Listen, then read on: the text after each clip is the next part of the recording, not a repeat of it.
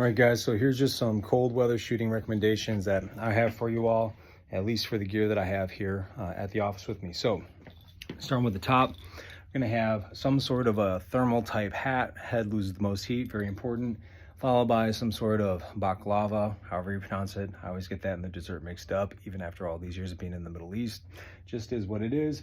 Neck is definitely gonna be, this is gonna be tucked inside of my warming thermal. I'm also going to have a even closer layer to the skin, like super tight, so that way it keeps in that heat.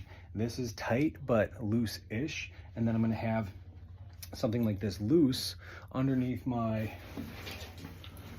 Columbia thermal jacket. Super big fan of that. Works really well. Remember, you always want to go in that type of layering. Very tight, moderately tight, loose, and then very loose in terms of keeping heat compacted up against your body. Now, moving down here to the pants, like I said earlier, these thermal pants, which have a weird looking dirt stain on them, and then these looser pants. If these pants were a little bit bigger, I would actually wear sweatpants over those thermals and then these pants here, but they're not that much bigger than what I would normally use, so I'm not gonna have enough space for that to wear sweatpants. Now for socks, I'm gonna have something very tight, again thermal, and then something very thick. All of it needs to be moisture wicking, because the moisture that develops when your feet sweat, you will freeze very, very quickly. It actually ends up working against you. Now for gloves, I'm going to use nitrile gloves, like medic gloves, latex gloves, whatever, and I'm going to put that underneath a thinner layer of gloves so I could still have some dexterity, some ability to move my hands and not take them off while shooting. This is cold weather shoot, guys. Don't take your gloves off to shoot. Shoot with the gloves on.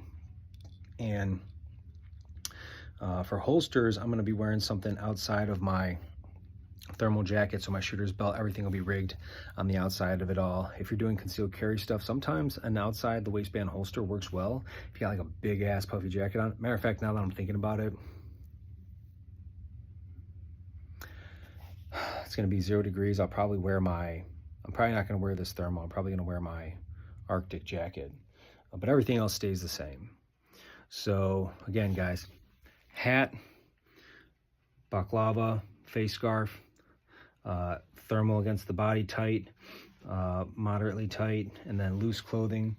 Pants, again, thermal pants, these green pants, socks, thermal socks, wool, sweat wicking, all of it, socks, thick boots that are insulated, nitrile gloves, and a thinner, like mechanics style gloves for my hands.